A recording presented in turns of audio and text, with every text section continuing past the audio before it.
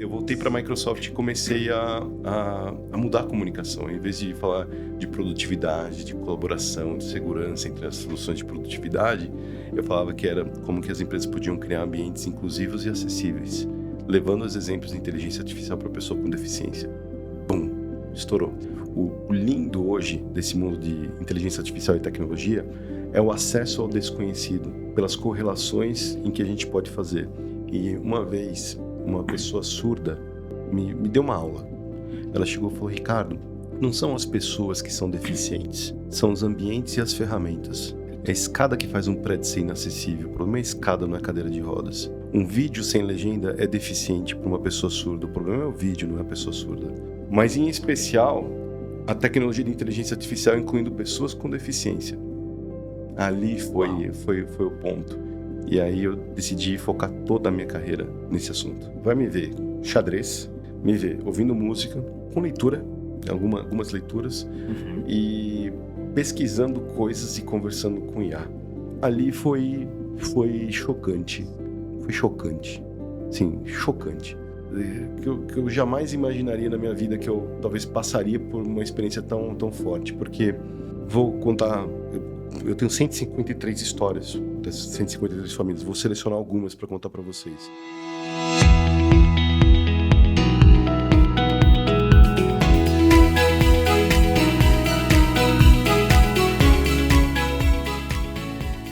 Olá, pessoal. Sejam muito bem-vindos e bem-vindas a mais um episódio do podcast Histórias que Conectam. Fala, turma. Muito bom estar aqui com vocês em mais um episódio. E hoje a gente está aqui com um cara muito especial. A gente acompanhava ele pelas redes sociais, né? Mas era uma pessoa que a gente não tinha muito contato.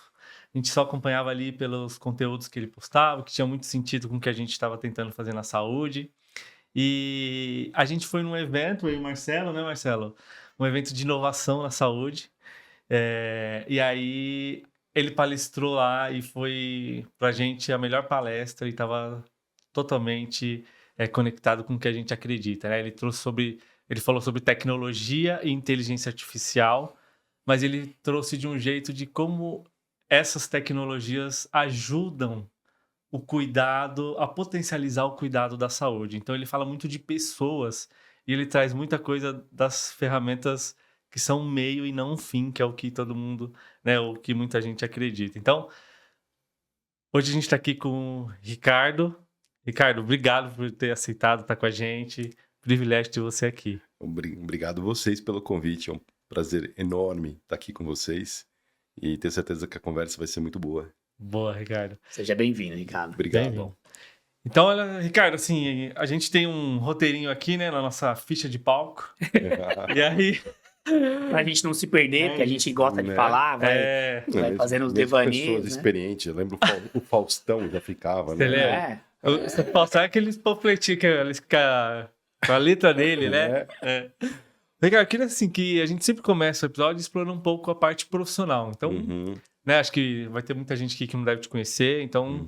Que você possa explorar um pouquinho, falar um pouquinho pra gente da sua carreira profissional. Sim, com o maior prazer. Ô, Ricardo, e tem um negócio, só você me permite, assim, você gosta de se chamar de Ricardo ou de Ricardo Wagner? Você já vai por aí. Eu tenho ainda mais um nome no meio, mais um sobrenome chamado Matias. Ricardo Matias Wagner. Então, depende da situação. Época, algumas pessoas me chamam de Matias, outros de Wagner, outros de Ricardo. Minha mãe, quando tá brava, é o nome inteiro, né? Então, mas Ricardo Wagner é o nome que eu fiquei conhecido notamente com o nome e sobrenome pelo lado profissional, até do e-mail, que fica mais fácil para as pessoas chamarem. Então, tenho me posicionado em redes sociais, Ricardo Wagner. Isso. Contando um pouquinho do meu histórico profissional, eu sou economista de formação. Eu fiz uma pós-graduação em marketing, depois também em gestão em negócios e em design inclusivo. Tanto na SPM, na GV, na Universidade de Toronto e formação no Mackenzie. Eu fiz carreira na indústria de tecnologia, onde eu trabalhei por 25 anos. É estranho falar isso. Depois você assiste... Foi ontem, né? Não, depois você assiste com cabelo branco, você fala, Jesus, né? O que aconteceu? Ainda que você tem cabelo, né? Ainda que tem cabelo, né? Um amigo meu careca, ele fala que se cabelo fosse importante, estava dentro da cabeça. Né? E aí, 25 anos, nesses 25 anos, 19 anos na Microsoft, onde foi realmente minha carreira e um privilégio absurdo ter trabalhado dentro dessa empresa que, para mim, foi transformador. Incluindo carreira internacional, onde morei 10 anos no Canadá, sou canadense também, e tive uma experiência também internacional, não só na América do Norte, mas com um cargo global que me fez ter chance de ter experiência em vários locais. Como experiência, do lado pessoal, eu sou um economista curioso em fluxo de caixa, investimento, finanças pessoais, então eu fiz isso de uma regra pessoal. Então eu sou aquele cara que nem um amigo meu fala que pagou o carnê das Casas Bahia em dia. Eu sou o cara ter menos. Não então, atrasa um mês. Não, eu sou aquele cara cuidadoso de cuidar com dinheiro, ser mais reservado. Talvez por vários episódios de escassez do passado que me fez ficar um pouco mais ressabiado. E, de certa forma, ajudei alguns amigos, inclusive muitos médicos, né? Em fluxo de caixa pessoal e afins. Mas a minha carreira, ela fez uma mudança muito grande quando eu combinei tecnologia, especialmente com o advento da inteligência artificial, que foi um momento ali mágico. Não é nova, a inteligência artificial ela já é antiga, mas em meados de 2010, 2012, os serviços de inteligência artificial, que são serviços cognitivos, eles começaram a ficarem reais, a entrar na prática.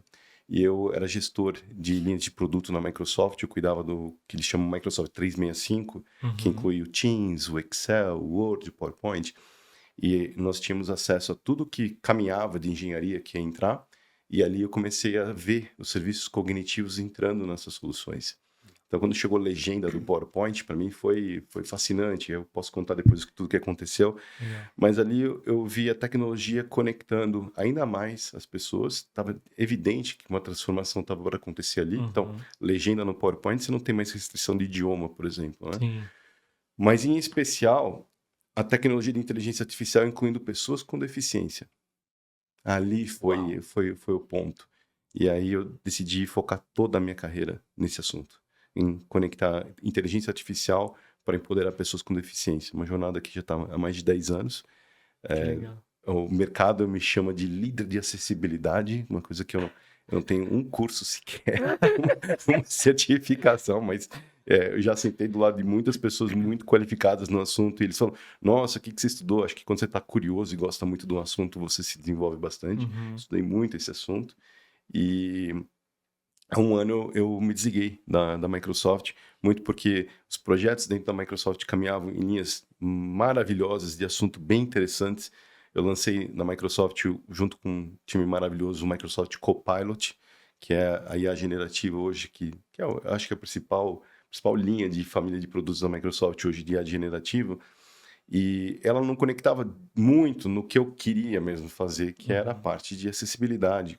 Faz parte, mas no momento que a empresa está, é um momento que precisava para outros assuntos em que ali eu não encaixava muito.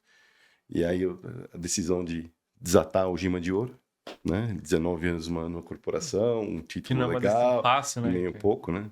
Ainda vindo desse cara ter menos, com restrição e afins. E aí eu decidi, né, sair e falar, o que eu vou fazer agora? O que vai acontecer? Eu falei, deixa eu agora estudar, ver o que eu vou fazer, passar um tempo, escrever um livro, e não aconteceu nada disso. Adoro. Não aconteceu nada. Os planos e a realidade. Você achou que você ia ficar um tempo sabático. Exato. Nunca rolou. Que nem aquela frase do Mike Tyson, né? Todo plano funciona até você tomar a primeira porrada na boca, né? E aí, foi na primeira semana, um amigo, nossa, olha, Ricardo, vai ter uma apresentação, uma aula tal, você topa participar? Eu falei, participei, a aula foi muito legal, outras pessoas ouviram. Nossa, você pode fazer essa mesma aula? Eu falei, gente, não tem nem material pronto, daí vai, monta o material, monta uma outra aula, aí uma palestra, daí um workshop, aí consultoria. Bom, história longa, curta. Nesse último ano, eu tenho trabalhado com palestras, workshops e consultoria. Legal. E algo que eu não planejei, mas que deu muito certo. E inclui Brasil afora, também do exterior. Esse ano a gente está em outubro, foram 63 viagens de avião até agora. Semana passada estava em São Luís, no Maranhão, em Florianópolis, em Estocolmo, na Suécia, Stuttgart, na Alemanha. E as coisas acontecendo de uma forma bem interessante. Então, estou muito feliz de estar nesse momento, nessa situação com vocês, para dividir e contar um pouquinho da minha história. Que legal. Posso emendar? Assim, primeiro eu quero te dizer que a tua história ela é muito desafiadora, inspiradora, porque assim, né? Olha que legal, você vem dentro de uma companhia que é global, né? Com projetos assim... Super tecnológico, transformador, com potencial. E dentro de tudo isso, achei muito, muito lindo, assim, de verdade, cara. A tua visão de falar, cara, isso aqui é um negócio que ajuda pessoas, né, que tem algum grau de limitação, de deficiência, que trabalha a questão da acessibilidade.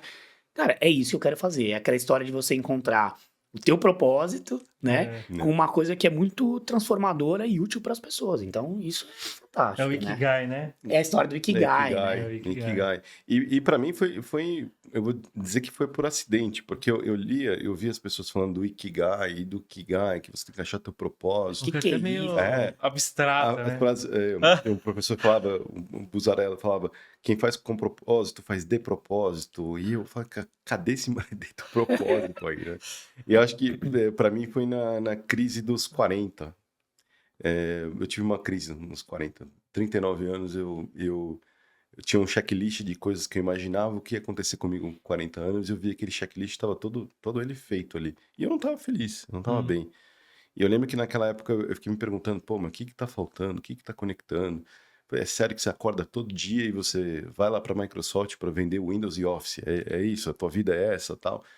E eu lembro que algumas coisas começaram a se encaixar ali. E eu tava meio difícil ali para encontrar. Com a ajuda de boas pessoas também, que acho que já passaram também por algumas fases, que conseguiram ressignificar as suas vidas, lado profissional, pessoal. Foi aconselhado por um curso muito legal em Santa Bárbara, na Califórnia, chamado The Hudson Institute, que chama Life Forward, a vida para frente. Uma metodologia bem legal que eles passaram. E é estranho, né? Porque às vezes você fala de um curso e tal, você fala, mas um curso... não, aquele lá, para mim, funcionou. Foi muito... Divisor de água. Foi divisor de água. E foi interessante que eu consegui verbalizar ali, assim, que seria a minha filosofia pessoal. Tá escrito ali que eu escrevi e falei, é isso que eu quero. E em inglês, eu vou traduzir também para português. To live deeply and intensively, sharing compassion, inspiration and love along the way. Viver intensamente, profundamente intensamente, espalhando compaixão, amor e carinho pelo caminho.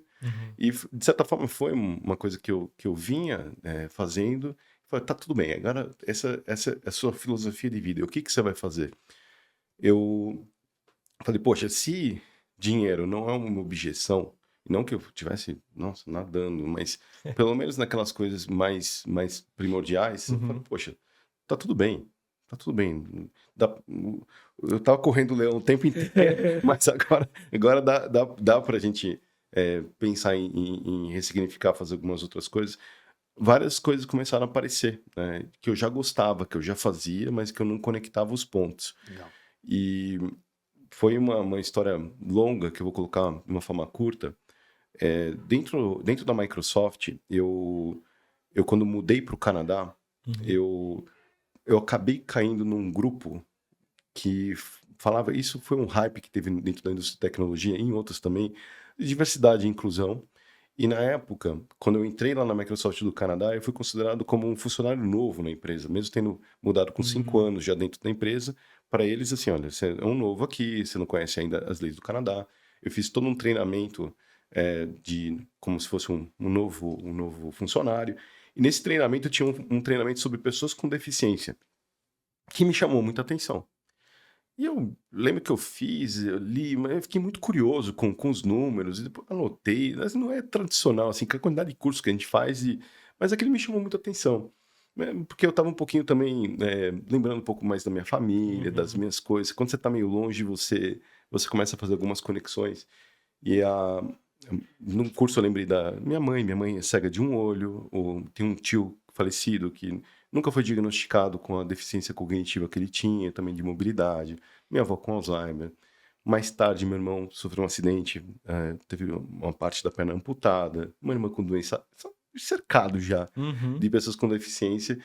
E aí eu via dentro das corporações esses jargões, a pessoa com deficiência. Eu assim fui, caramba, né? Por que classificam humanos de forma distinta entre pessoas com deficiência e sem? Minha mãe é minha mãe. Não, eu não, uma mãe com deficiência. Uhum. Meu irmão é meu irmão. Não, tem um irmão com deficiência. Meu colega de trabalho é meu colega de trabalho. Não, meu colega de trabalho.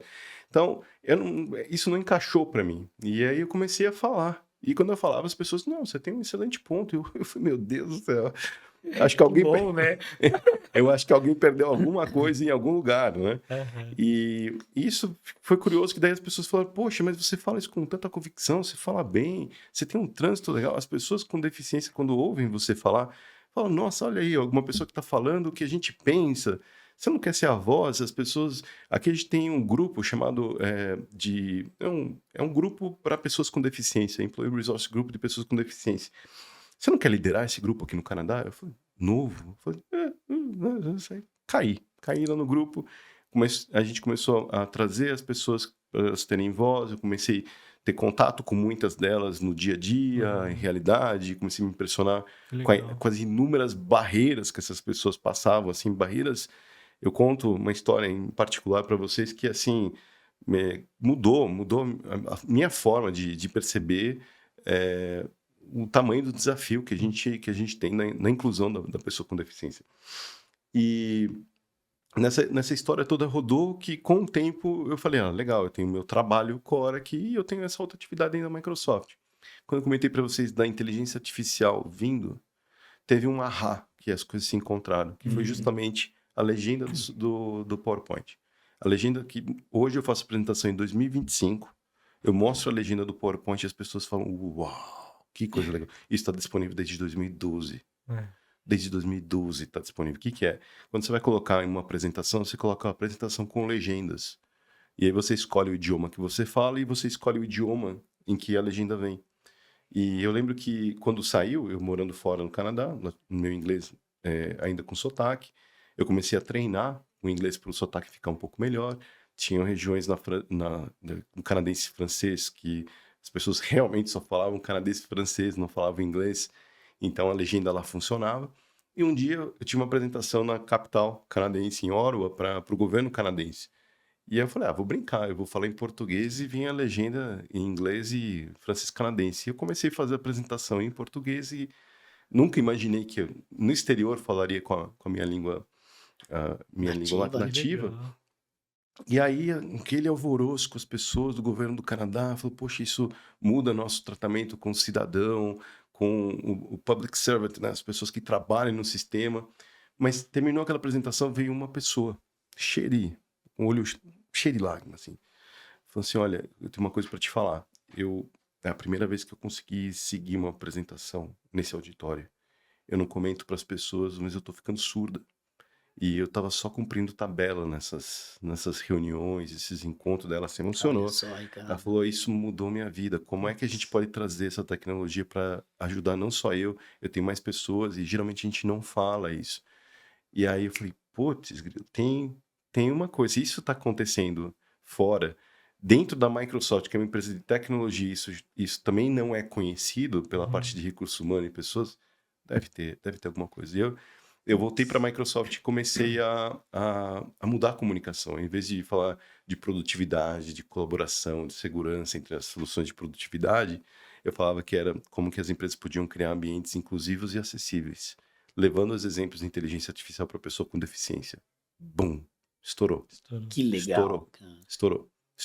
Assim, é estranho eu falar pra vocês, assim, mas eu lembro na época minha... Como que planeja isso, né, cara? Como? Assim, não dá, né? Você vai, né? Estourou. E aí era assim, era uma lista de clientes pedindo palestra, pedindo workshop, pedindo time de vendas para estar lá para mostrar as soluções de serviço cognitivo. Ricardo, não sei se você concorda, é que na verdade tinha uma necessidade que era real e urgente, né? Total. Então quando tem a necessidade real e urgente e aquilo é um jeito de você atingir e transformar, cara, você uniu as duas coisas, né? Então, é aquela história do preparo, da necessidade e de estar ali na hora certa. Então, quer dizer, conseguiu enxergar e engatar aquilo, né? Foi. Maravilhoso. E aí no Ikigai, né?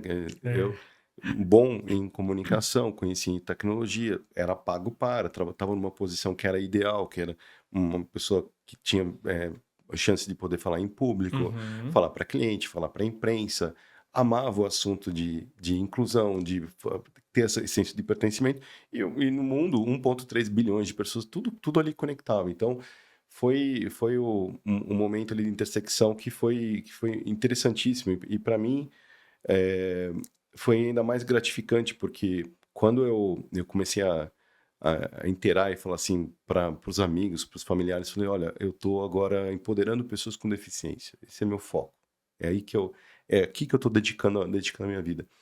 Para alguns foi estranho, né? Porque até agora você estava fazendo isso, agora você está fazendo isso. Falei, não. E eles viam que eu estava muito apaixonado, feliz com o assunto. Para minha família em si, não foi muita surpresa.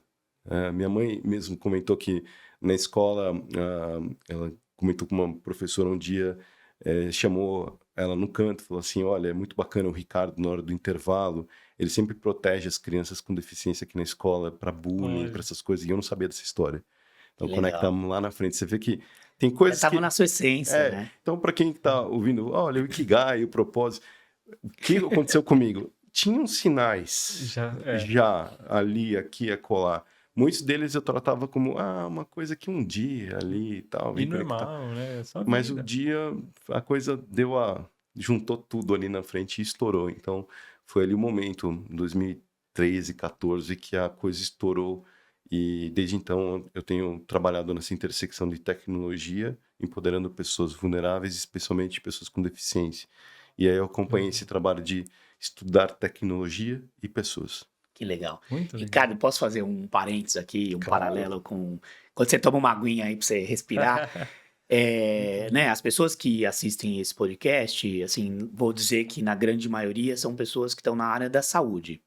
Por quê? Porque eu acho que ele nasce dentro de um assunto que a gente começou a trazer aqui, que é experiência do paciente, experiência dos profissionais que trabalham nesse ecossistema de saúde, centralidade nas pessoas. Então, quando você traz essa vertente da inovação, da tecnologia, né, da acessibilidade, do olhar para as pessoas com deficiência, isso conversa totalmente com o que a saúde está olhando hoje em dia, né? O mundo está olhando para isso, mas trazendo assim a bolha da saúde, né?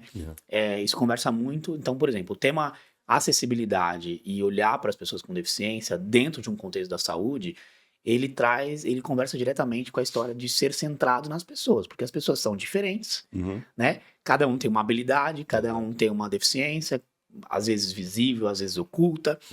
Então ele traz diretamente isso. E tem uma reflexão dentro da saúde que fala muito assim, de que o sistema de saúde ele é muito desigual, né?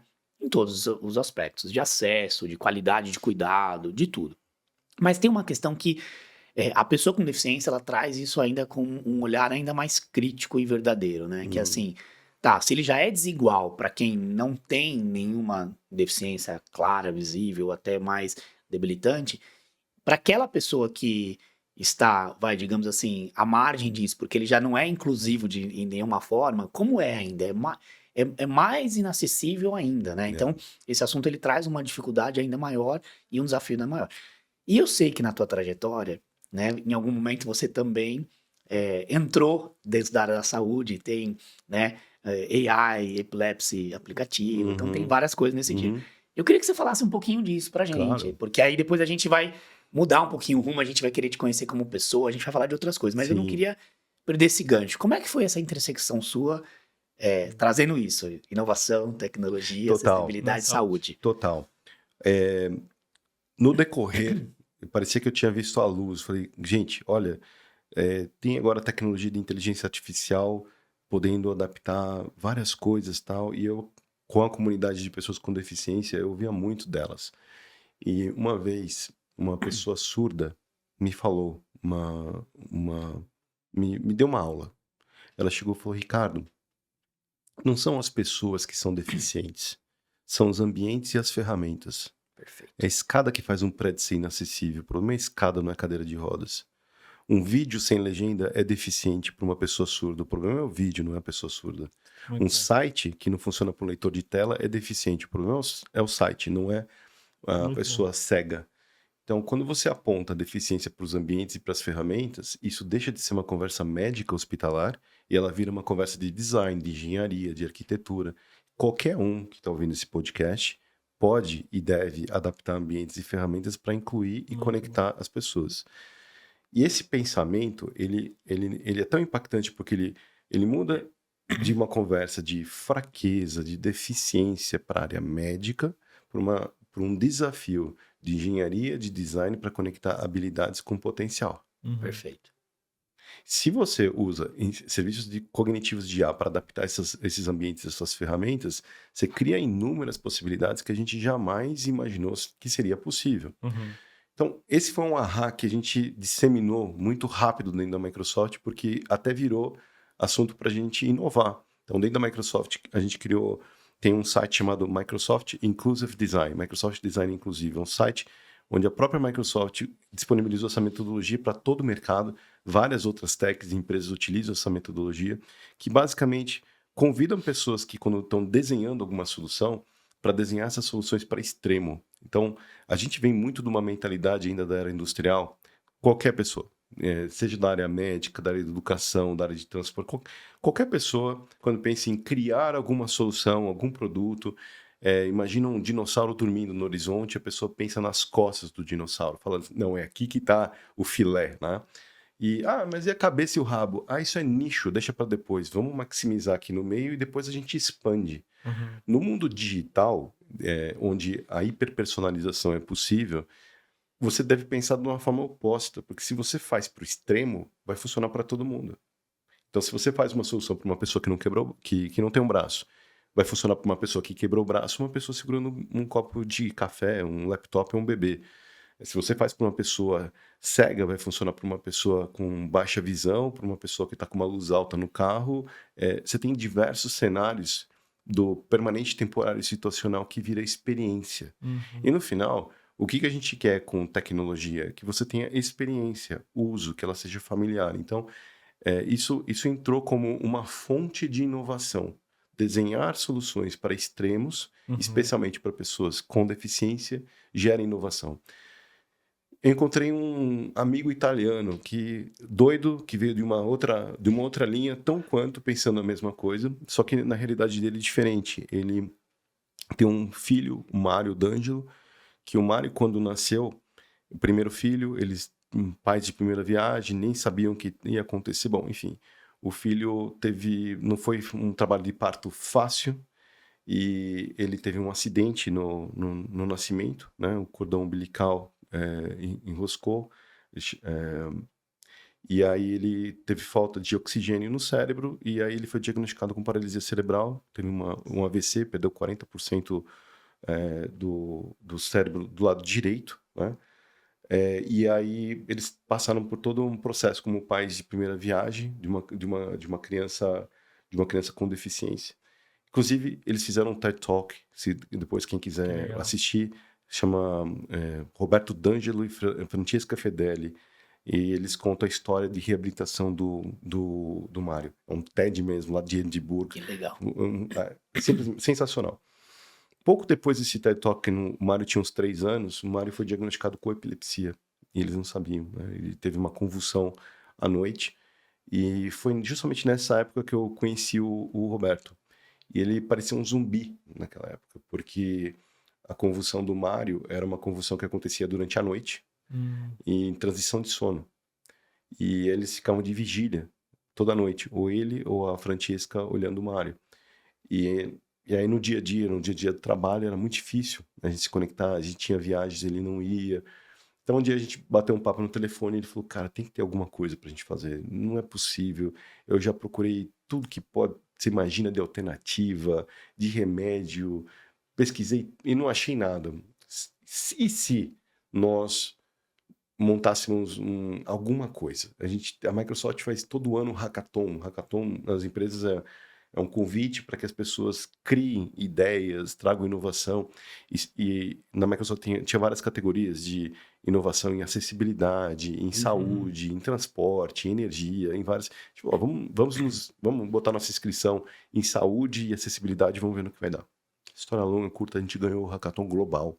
Não foi só Uau. da nossa categoria, foi de todas. Que demais. Eram 8.600 projetos e a gente não entrou para competir, para ganhar. Não entramos, Então, mesmo. pensar em uma coisa Foi diferente. para achar pais e crianças. E qual que é a ideia? A ideia, como a gente vem do mundo da acessibilidade, a gente falou, não vamos olhar o Mário em si, vamos olhar o ambiente e as ferramentas que estão em volta do Mário, para entender se esse ambiente, essa ferramenta, gera alguma coisa que acaba gerando uma convulsão.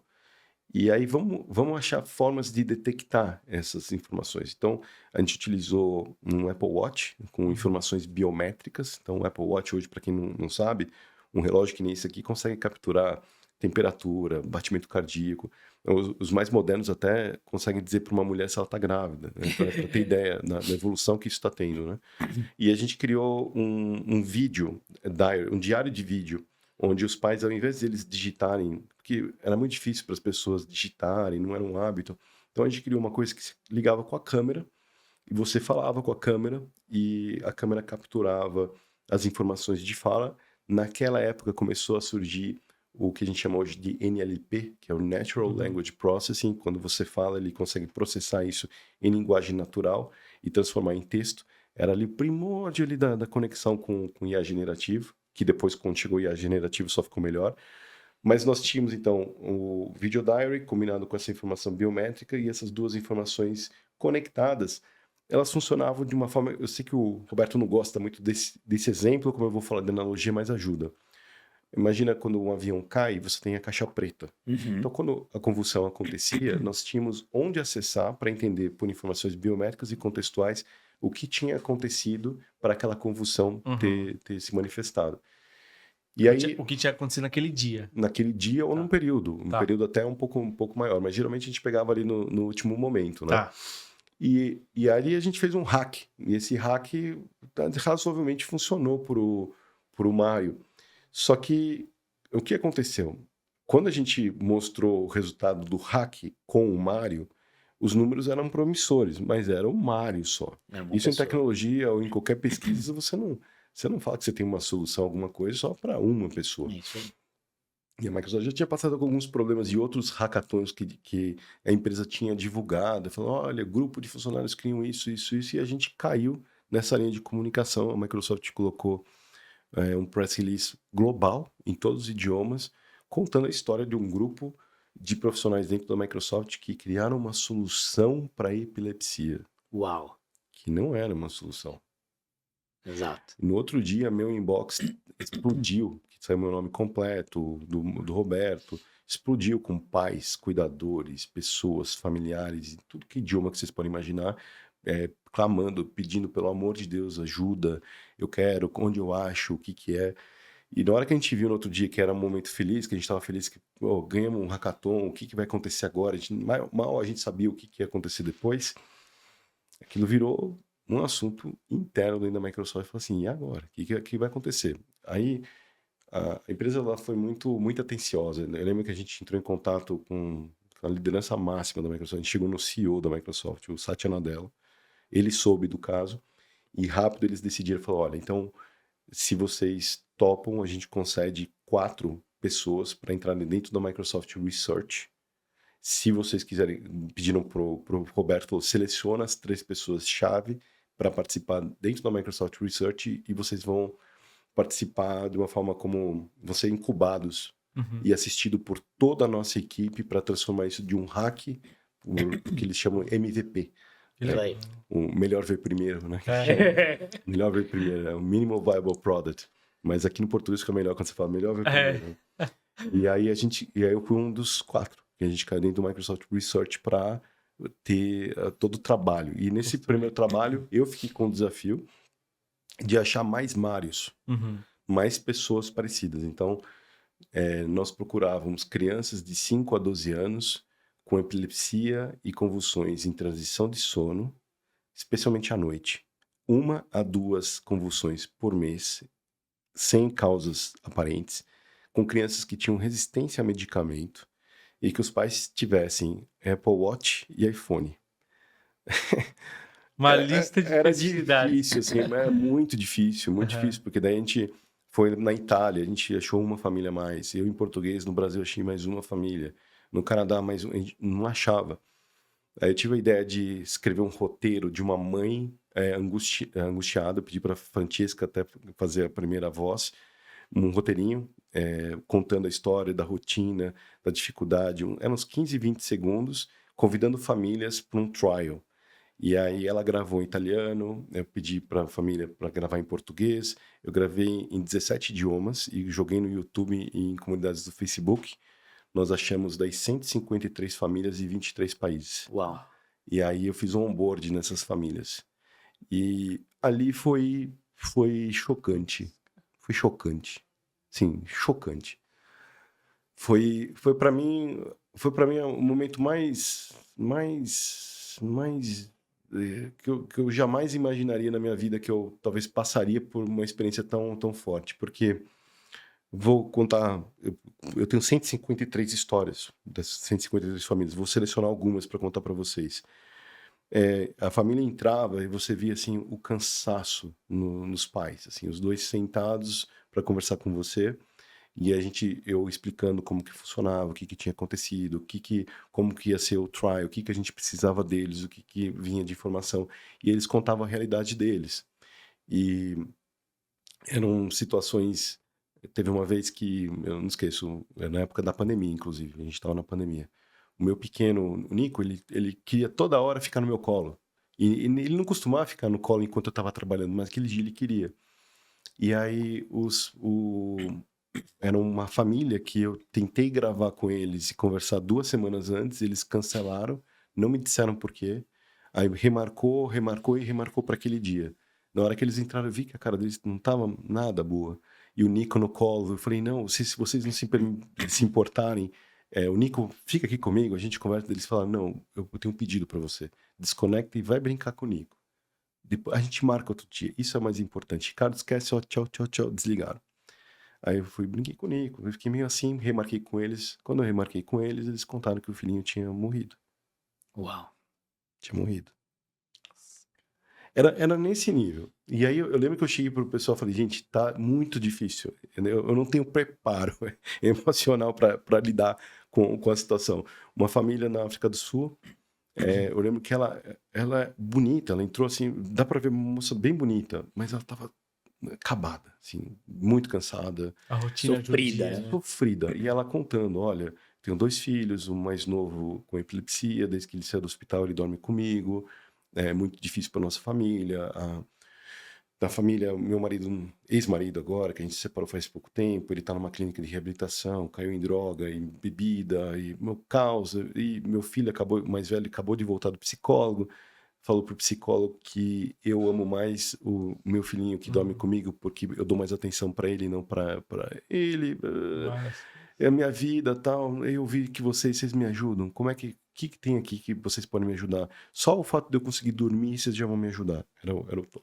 A gente passou a solução, tal. Eu lembro que em 2 semanas depois, quando ela entrou, ela tava, nossa, assim, super produzida. Diferente. Se via na casa, uma coisa diferente, ela falando assim: vocês não têm noção que vocês conseguiram. Eu tô dormindo.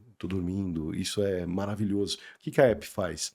Conforme o bebezinho ou a criança está dormindo, quando tem uma convulsão, geralmente a gente detectou por outras formas, mas 80% das convulsões tem um pico de batimento cardíaco. Você sai repentinamente de um batimento de 90 para 170 e fica em 170 na hora. Então, na hora que você tem essa variação, a gente já gerava o alarme. E esse alarme criava uma situação para atuação dos pais e cuidadores com remédio, com ações, que se você trata ali naqueles 10, 15, 20 segundos, evita uma semana de internação. Evita uma corrida para o hospital. Então, Olha. só por esse fato, isso já é transformador. E os pais não precisavam ficar acordados, porque o sistema alertava. E aí, pra gente foi, e se o sistema não alertar? Aí, aquela tensão toda, né? E aí, eu lembro que ela começou a utilizar, ela contou. Quais foram os meus achados nesse processo todo? Eu posso falar assim de uma forma consolidada das 153 famílias. Todas as famílias, elas tinham 3 coisas em comum. Elas se sentiam sozinhas, sem ajuda, hopeless, helpless e sem esperança. Em inglês, hopeless, helpless e alone. Todas. era interessante porque eram elas naquela realidade dentro de casa e conectado com um único médico, mas sem dividir essa experiência com mais pessoas parecidas ou com Perfeito. outros médicos. E era uma pessoa lá na África do Sul, era no Sri Lanka, era na Itália, era no Canadá. Então, essas pessoas pareciam isoladas, mas elas eram muitas e elas tinham muitas histórias. Segunda coisa que eu posso dizer para vocês com convicção, sabiam muito mais do que muito médico especialista. Certeza. Quando a gente falava com médico, pesquisador, que a gente teve acesso pela Microsoft, assim, todos, achem as pessoas PhD que falam desse assunto. A gente tinha acesso a todo mundo. Você tinha muito mais insumo, você conhecia muito mais quando você falava com as famílias, porque aquele pai, aquela mãe, eles iam... Viviam em- aquilo 100%, 100%, né? eles iam em Plutão para achar qualquer detalhe que fosse de um detalhe que pudesse ajudar. Então, muitos insights em que a gente encontrou de adaptar ambiente, ferramenta, a gente encontrava com os pais. Ô, Ricardo, tem uma frase que eu ouvi de pacientes meus, né? E que a gente acredita muito nisso, e por onde a gente vai, a gente leva, que tem a ver com isso. Eu não posso perder a oportunidade de falar isso, você me permite? Eu pensei nessa frase. Né? Eu certeza que você vai falar. Que é assim, os pacientes falaram, um dia uma paciente minha falou, Marcelo, eu quero te dizer o seguinte, vocês profissionais de saúde, vocês são especialistas em estudar as doenças e acompanhar as pessoas com as doenças, mas nós pacientes somos especialistas em ter a doença. É. Exatamente isso, Né? né? Então assim, enxergar, viver aquilo, conviver com uma situação crônica, difícil, debilitante, assim, ninguém vai ter aquela vivência, né? É só ele, né? E é isso, Marcelo, que me impactou. E o prontuário médico, hoje, ele não contempla a história de dor, de rotina, de amor, de tudo que acontece 24/7 com aquele ser humano na sua casa, É no isso. seu ambiente. Não processa. Então, qual ali começou a errar para mim, né? Entrando no mundo de saúde, alguns outros mundos por tecnologia eu entrei, Perfeito. mas nesse eu falei, eita, a coisa vai estourar aqui, vai mudar esse mundo de medicina de uma forma absurda, porque quando, e não está longe, está muito perto, já é realidade, a gente tem tecnologia para conectar informações biométricas e contextuais de casa e poder registrar isso 24/7 com uma hiperpersonalização dessa pessoa. Hiperpersonalização, eu digo, comportamental, química, motora. Elenque todas as possíveis que nos tornam únicos, né? Uhum. E você conseguir chegar nesse uniqueness, nesse ponto onde é o denominador como teu, esse é simplesmente seu. E você chegar com um médico, e esse médico ter exames médicos, outros de rotina que você possa fazer, e esse médico consegue plugar todas essas informações, ele tem na sua frente o que Maravilhoso. recomendar para aquela pessoa. Quantas pessoas hoje vão sair de um diagnóstico e falar assim, olha, tudo que você está precisando é dormir num quarto escuro, tudo que você está precisando é se afastar dessa pessoa tóxica, tudo que você está precisando agora é comer uma banana, né? E o que muitos consultórios acontece é assim, olha, vou te recomendar aqui um antibiótico, vou te recomendar aquela coisa meio padrão da média que Isso que você funciona fala é muito precisão, né? É precisão. É você personalizar, individualizar e o termo que se usa muito isso é medicina de precisão, né? É medicina de isso. precisão. A hiperpersonalização ela é uma realidade. Sim. Ela já funciona. Só que por que ela não é evidente, ela não estoura hoje? Eu acredito que ela não estoura por vários motivos, mas os principais. O hospital, o sistema nosso de saúde é um processo fabril da época da Revolução Industrial. O processo vale mais do que as pessoas, ou mesmo que a gente fale diferente, o sistema funciona dessa forma, né? Funciona para a isso. média, para o normal, para a maioria. Eu fiquei impressionado de saber que a epilepsia é uma doença rara, mesmo afetando 50 milhões de pessoas. É isso. E aí descobri que tem várias doenças raras de Várias. milhões de pessoas. Quer dizer, essa cauda longa, ela é enorme. Eu posso ter equivocado no número entre 9.200 a 9.500, mas na época a gente pesquisou, existem 9.500 doenças, dessas, 8.700 são consideradas raras. É muita coisa. Né? Quais não são raras? Aquelas que afetam mais a população, onde a gente tem investimento de farma, É isso aí. investimento... Mas essas demais, elas são consideradas raras. Todas raras, né? E rara mesmo, 50 milhões, 65 milhões, 15 milhões. Então, eu eu não sei, eu sou muito positivo de imaginar que esse lado do raro deixando de ser raro, porque se você faz soluções hoje que conectam pessoas e endereçam esses 3 pontos que eu comentei de hopeless, helpless e anonymous, de você conectar as famílias, de elas não se sentirem sozinhas, de elas encontrarem esperança e encontrarem ajuda, essa é uma realidade de várias doenças, né? Sim. Seria como se fosse uma plataforma de tecnologia que nem o Spotify resolveu para música, o Netflix resolveu para filme. Pode existir uma plataforma que endereça essas 3 coisas, que endereçam a cauda longa. E tendo a cauda longa, imagina você, um médico, tendo acesso a essas informações de histórico, quanto mais preciso e quão mais confiante você vai poder tomar a tua decisão. É isso. Né? Então, eu acredito muito que a gente vai caminhar para essa linha se a gente conseguir mudar o chassi hoje dos hospitais, o chassi do sistema de saúde. O chassi ainda continua num processo fabril, Taylor Fayol. E desconectado, né? Desconectado. Ninguém fala com ninguém, nenhum hospital se conecta com ninguém.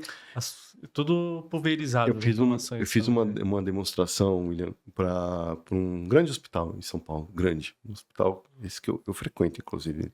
Para mim é o top, do top do top. E lá falando com a nata, né? Quem manda no hospital, todo o corpo de diretoria. E a gente estava falando na época da IA generativa. Eu fui convidado para fazer uma demonstração para eles. E o exemplo para mim foi muito bacana, que eu falei, como é que eu posso mostrar para eles que eles têm áreas de conhecimento, mas essas áreas de conhecimento elas estão isoladas e elas ainda não pertencem a uma entidade chamada hospital, que quando o paciente chega ele conecta nisso tudo. E a brincadeira foi pedir para ele que eles cantassem uma música. E lógico, eu coloquei uma música muito conhecida e uma música desconhecida para eles. E funcionou, eles cantaram a música conhecida e não cantaram a música desconhecida. Só que a música desconhecida estava mais tempo na Billboard do que aquela que eles cantaram. E aí foi um lado impressionante. Falei assim, olha, vocês não conhecem uma música que é a música ainda mais famosa que essa que vocês cantaram. Qual a chance nesse hospital de vocês estarem cantando músicas distintas entre setores? Entre a cardiologia, a neonatologia, endocrinologia, pediatria. E o paciente chega, vamos imaginar, uma paciente para um parto diabética com problema no coração, tá lá na pediatria. Isso aí é pediatria, que a gente tá vendo agora. Outra música. O bebezinho lá para sair, né? Como é que a gente pode colocar tudo isso junto para um atendimento personalizado? Né? Perfeito. Tem uma matriz de administração chamada Johari Window, matriz de Johari. Ele fala assim, tem coisas que o Marcelo sabe e eu sei. Tem coisas que o Marcelo sabe, eu não sei. Tem coisas que eu sei e o Marcelo não sabe. E tem coisas que nós dois não sabemos. O lindo hoje desse mundo de inteligência artificial e tecnologia é o acesso ao desconhecido, pelas correlações em que a gente pode fazer. Mas para isso a gente tem que tratar o prompt, né, o comando para ele poder dar acesso. Legal. E se a gente utiliza a tecnologia pelo meio que a gente utiliza convencionalmente, a gente não acessa esse desconhecido. Muito bom. Então, eu vejo assim, para quem está na área médica, na área de cuidado, não tem momento na humanidade melhor para estar do que esse. Precisa de uma... Ô, Ricardo, e assim, Will, eu vou pedir licença para a gente quebrar um pouco o script, se vocês me permitem. A gente costuma, né, só para vocês que estão acompanhando aí o podcast, a gente costuma, para deixar a pessoa que vai ser convidada vir aqui, ficar à vontade, a gente costuma mandar previamente assim, olha, a gente quer falar disso, falar daquilo, né, para a pessoa não achar que vai chegar aqui para você pegar de surpresa. E uma das coisas, né, que a gente sempre traz aqui no podcast é a questão de olhar para as pessoas como pessoas. E a gente quer explorar esse teu lado, tá? Então, assim, não sei se você já falou disso em algum lugar, né? Não sei se as pessoas te conhecem enquanto pessoa. Mas vai ser legal. Porque eu queria, assim, que a gente pudesse, né, falar um pouquinho disso, mas ao mesmo tempo, assim, tua fala tá tão poderosa, assim, eu tô inspirado, energizado com tudo que você tá trazendo, né? Da tua bagagem, tua trajetória, a correlação com a saúde. E depois a gente quer explorar um pouco a sua visão sobre o sistema de saúde. Então eu vou deixar você escolher. O que você quer falar primeiro? Você quer fazer uma pausa e falar um pouquinho de você como pessoa? Vamos falar um pouquinho de mim? E aí você respira e depois a gente volta na pausa da saúde. Porque a gente vai pro sistema e pro futuro da saúde. Vamos. Pode ser? Bora. Então vamos lá. Então, vamos ser centrados em pessoas aqui. E agora na pessoa do Ricardo, vai. Vamos. E eu vou mais longe. Eu vou imaginar que meu neto meu bisneto, que não nasceu, mas um dia vai acessar esse vídeo e vai ter a chance de conhecer um antepassado dele. isso É aí. isso E aí. vai ouvir em primeira pessoa a realidade do que aconteceu. Maravilhoso. Vim de uma família simples, humilde, batalhadora. Estudei em escola pública a vida inteira. Comecei cedo, com 15 anos, a trabalhar. Num primeiro emprego já importante, em inglês, ganhando milhões. Eu era office boy ganhando em milhões de cruzados novos, né? antes do real. E Maravilhoso. eu não deixei de trabalhar um segundo da minha vida desde os meus 15. E assalariado, sempre tendo o meu dinheirinho caindo durante esses 30 anos. Que E gozamento. esse último ano, como eu comentei, que mudou um pouquinho, que foi interessante falar assim, não, tá tudo bem, né? A vida mudou. Eu sempre tive muita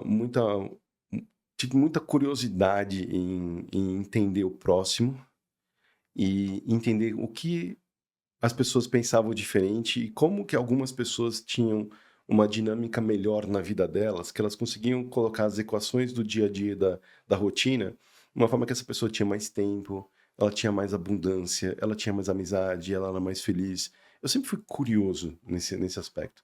Eu lembro que uma vez eu li O Grande Sertão Veredas, Guimarães Rosa, tem uma frase dele que eu amo, fala, é junto dos bons que a gente fica melhor.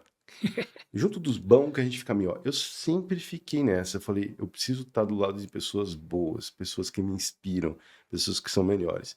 Com o tempo, eu fui contando isso para alguns amigos e eles me ajudaram a dessecar isso, né? Para falar assim, não, vamos, tem um porquê disso, né?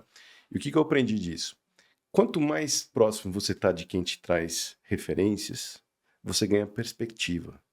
Uhum. Então, eu nunca esqueço, eu entrei na HP, que foi antes da Microsoft, e o meu gestor não conseguiu me receber porque ele tinha ido para Grenoble, na França, na sede da HP. Eu falei, meu Deus, ele viajou de avião, a empresa pagou para ele ir para a França.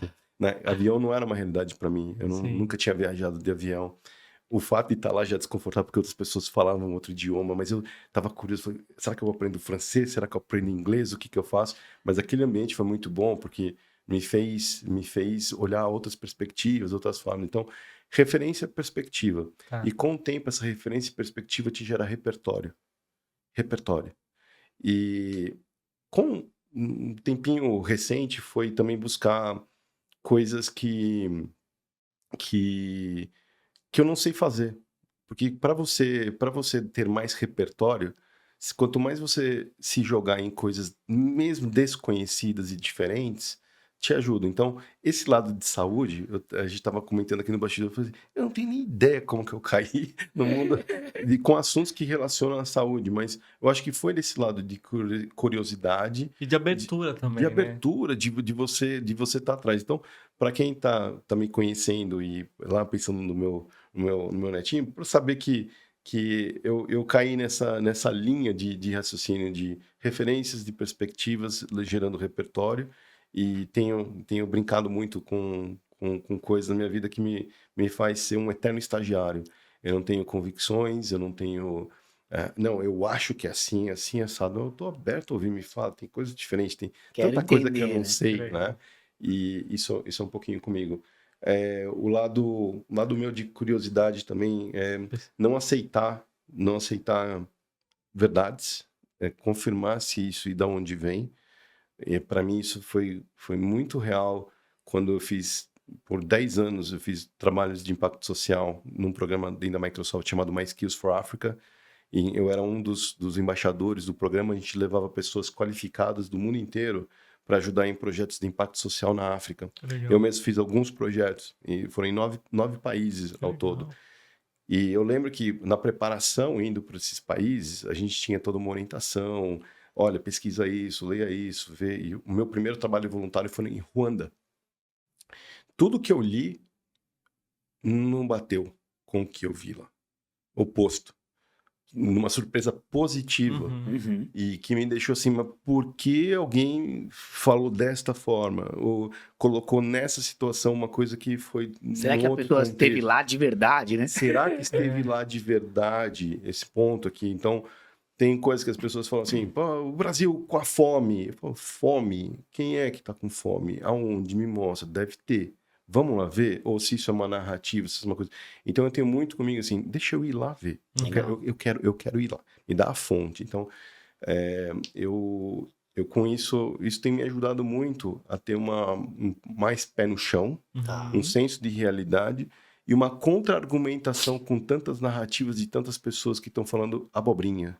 Estão falando coisa de um Brasil, de um país, de um mundo que não é esse mundo, tá? Sim. Então, às vezes, tem essas coisas ali que me conflitam. Mas eu sou muito esperançoso, eu acredito que a gente vive uma revolução agora que ela é sem precedentes, que ela vai transformar a vida das pessoas, Também acredito. que a gente vai ganhar um bônus etário e vai viver muito mais, desde que a gente saiba o que fazer com esse tempo. Ô, Ricardo, e o que você faz nas horas vagas? Quem que é o Ricardo lá na tua casa, você assim, gosta com a tua de fazer? família? Tem um negócio que você gosta de fazer, ou que você não gosta, que você não tem paciência? Você é bom em algum esporte? Você gosta do quê?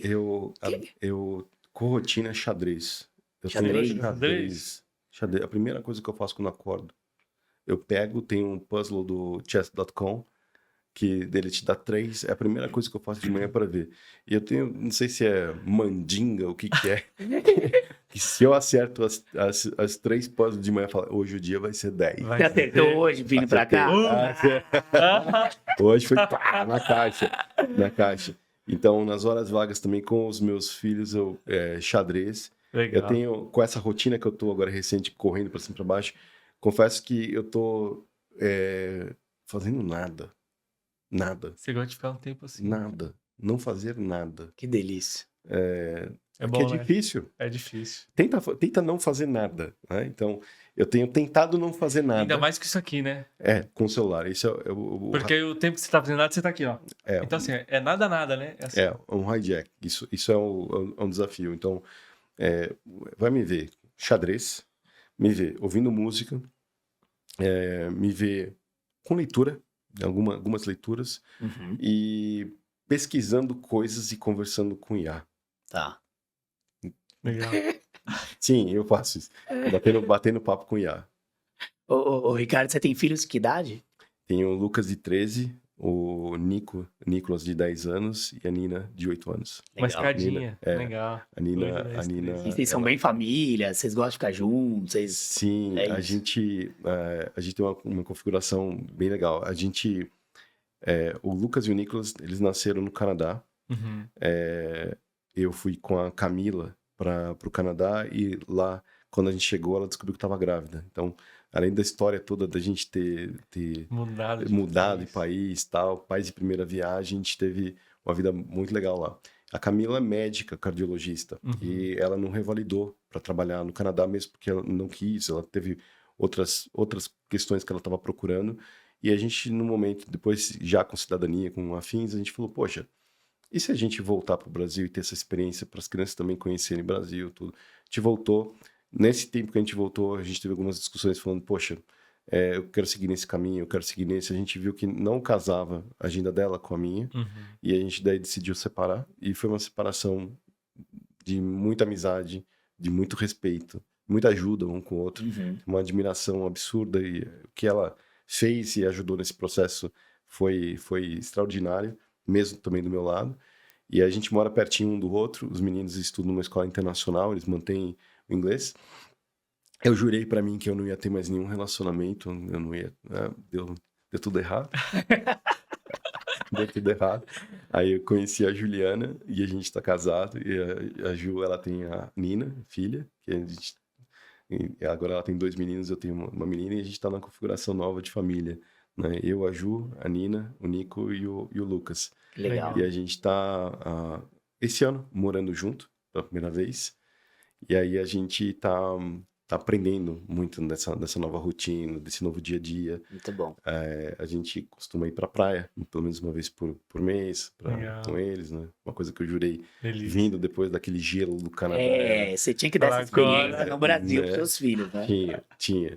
E aí a gente tem aproveitado para tentar levar eles para mais experiências que a gente consiga passar para eles, né? Legal. Contato com a natureza. Você gosta de natureza também, Sim, praia ali. Praia. Praia, gosta de praia só. Praia, meu cantinho favorito Legal. do mundo é Camburi. Camburi. Ah, é Camburizinho. delicioso lá, né? Eu Que acampei legal. lá uma época. Maravilhoso. Aquele é um cantinho É. para mim, Camburi. Aquela praia é deliciosa. A gente costuma também Riviera.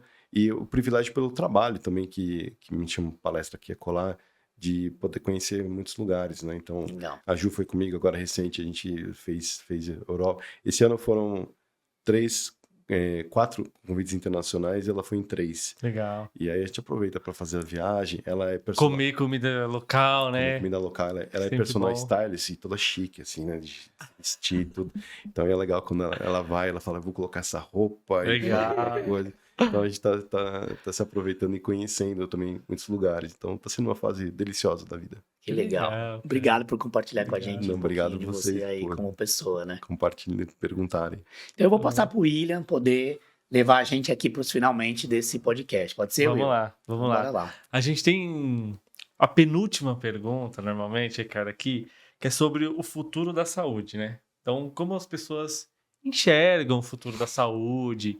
E acho que vai ser legal você trazendo essa perspectiva. Você acho que, assim, na nossa conversa aqui, eu já tenho um pouquinho dessa perspectiva, né? Mas se você pudesse, assim, tivesse numa mesa com, sei lá, na ONU, qualquer lugar, assim, para discutir o futuro da saúde, assim, como você vê com essas novas tecnologias, né? Então a gente viu recentemente, por exemplo, uma matéria falando de um hospital na China que é 100% operado por IA e tecnologia, e robôs, né? Não sei se você viu esse hospital. E- Então, e aí a gente olha e faz, putz, mas o cuidado, o olho no olho, essa essência. Então, queria que você trouxesse um pouco dentro desse Você falou de panorama. raras, né? Você É. falou Dessas você falou das raras. famílias, É. né? Sem esperança. Quer dizer, Então, conectando tudo, tudo isso, isso, assim, tudo como isso. Alguma- você vê Eu, essas ve- perspectivas? eu vejo os profissionais da saúde com um chassi baseado em empatia e compaixão.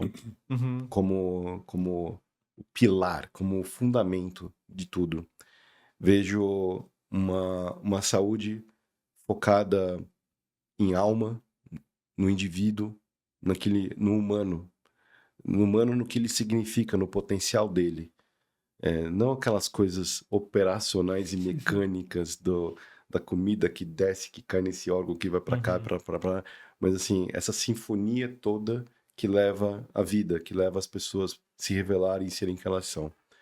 Eu vejo uma sociedade impulsionada por essa medicina, onde a gente dá ênfase no potencial, no que é melhor, no que as pessoas têm à disposição para e estão na sua capacidade, onde o que a gente chama hoje de deficiência, das limitações, elas estão mitigadas com colaboração entre medicina Uhum. e também de ambientes e ferramentas com IA empoderando essas pessoas.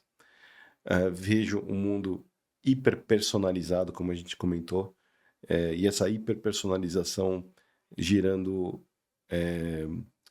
diagnósticos, propostas, estilo de vida muito além do que a gente imagina ou tem como percepção do que é uma medicina hoje, a brincadeira que eu faço, de você ir no médico e falar, você tem que comer mais banana, dormir mais 1h30, olha, como é que você tá com as tuas relações porque tem alguma coisa tóxica aqui te afetando, para de ver televisão, ou muda de canal, ou sintoniza nisso e naquilo, quer dizer, eu tenho uma percepção que a gente tem essa beleza da vida de tantas coisas que nos conectam, que influenciam quem nós somos e influenciam a nossa saúde.